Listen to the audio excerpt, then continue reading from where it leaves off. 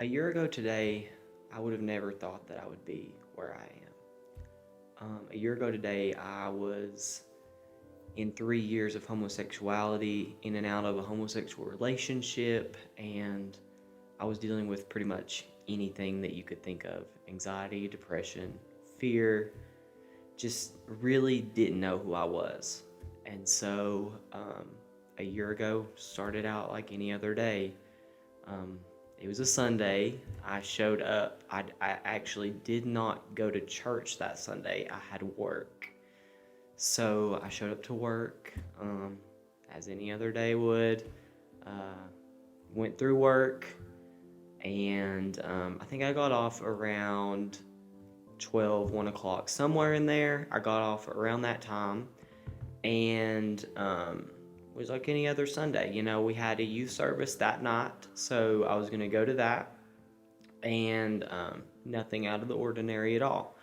So basically, during this time, we would have pre-service prayer before youth. We still do, but we would have pre-service prayer, and I would do anything to try to get out of that, like absolutely anything.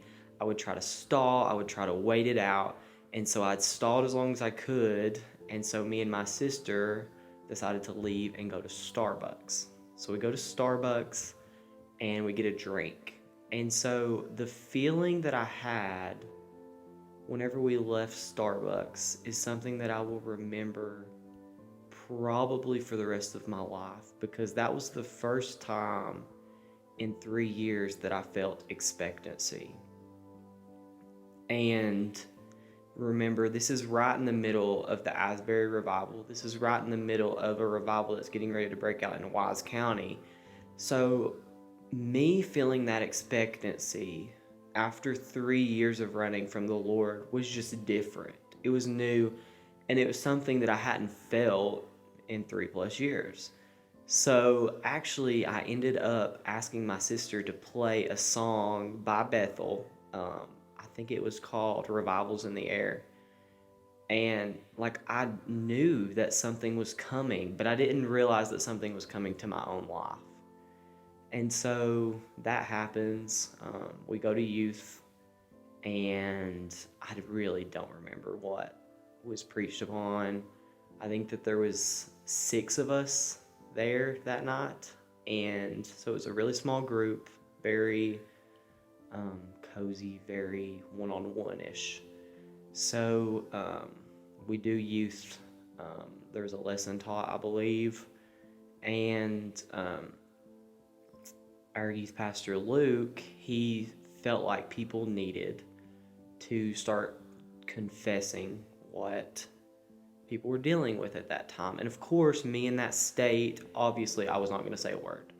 I was not going to say what I was dealing with at all. I was going to come up with something. So we started going around the room. I don't really remember what everyone said at all, really. But I do remember the moment that my emotions started to break. And so that was a big thing for me, was emotionally I was shut down. I tried to look for approval and love in all of the wrong areas and all of the wrong places. And so emotionally, whenever it came to the Lord, I was shut down. I didn't want anything to do with it. And so I remember whenever Kaylee Summers started to give what she was dealing with at that time, she started to just be overwhelmed with the Holy Spirit. And I saw her break down emotionally. And so in that moment, I started to break down emotionally. That's something that I hadn't done in years. In years, I had not begun to break down emotionally at all. And so that was different. Like, I'd never experienced that in that way. And it'd probably been months, maybe even a year since I'd cried genuinely. So that happens. And so it comes to me. Everyone goes. I'm the very last person. It comes to me, and I just kind of sit there. And they're like, what are you dealing with?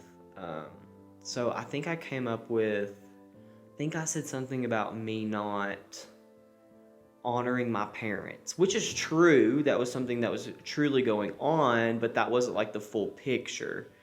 And so after going back and forth with Haley and Luke and me, I end up confessing that I was dealing with homosexuality, that I'd been running from the Lord. And at that moment of confession, something just fell off of me.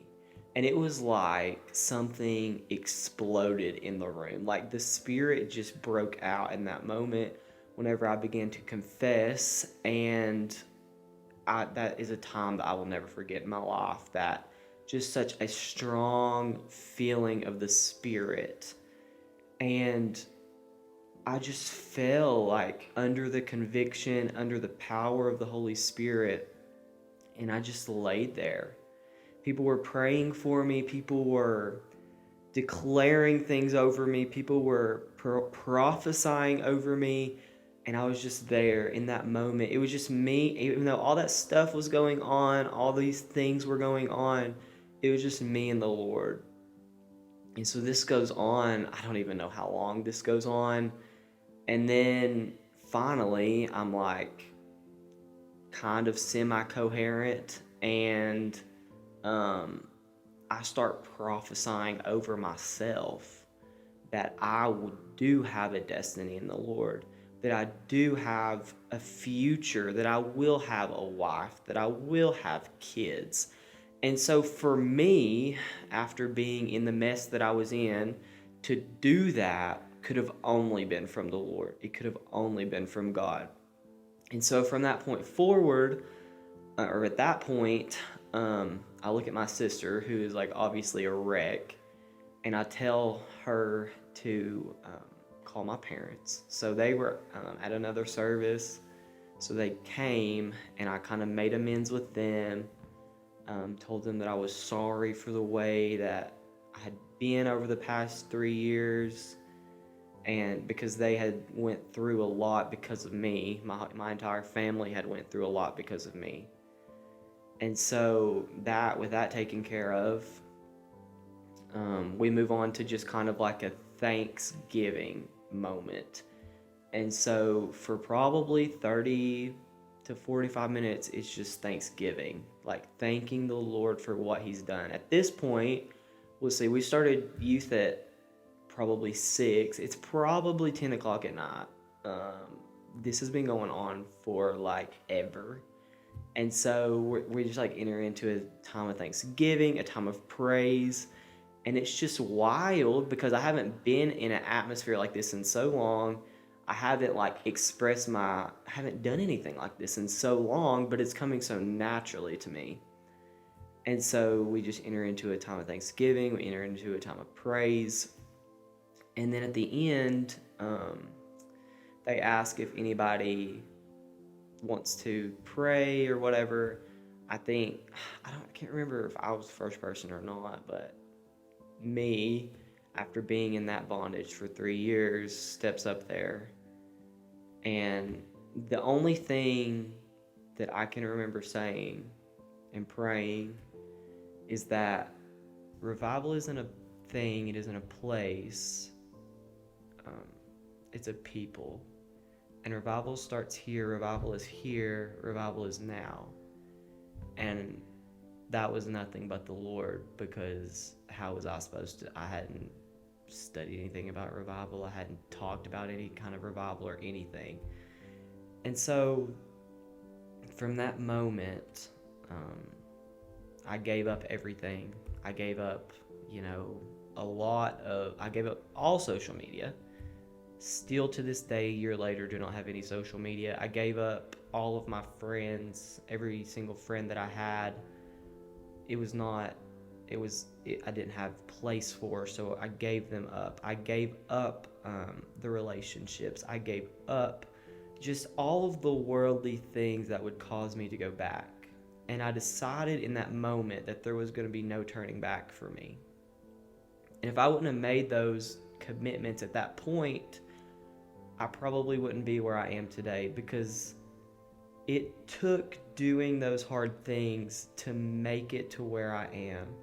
And so a year later, you know, I'm not perfect, still make mistakes, but I can say that I've never been more happy. I've never been more content with where I am, who I am, and I would have never found who I truly was if it wasn't for the Lord. And so He's just walking me through this process of finding out who I am, of discovering my identity in Him. And if I have to stay in this process for the rest of my life, I'll be content with that because I know that I'll be walking with the Lord. And so a year later, all I know to say is that it was worth it. That the surrender, that the cost, that it was worth it. And if you're in that decision of trying to figure out if you're trying to weigh the costs, just know that the Lord is always worth it. He's always worth it. And just know that if He can do that work in me and through me, that He can do that work and a similar work in you. And so I just encourage you and just want to thank the Lord for everything that He's done, and want to thank the people that He has placed in my path that have led me, that have guided me, that have trusted me, that have nurtured me throughout this whole process.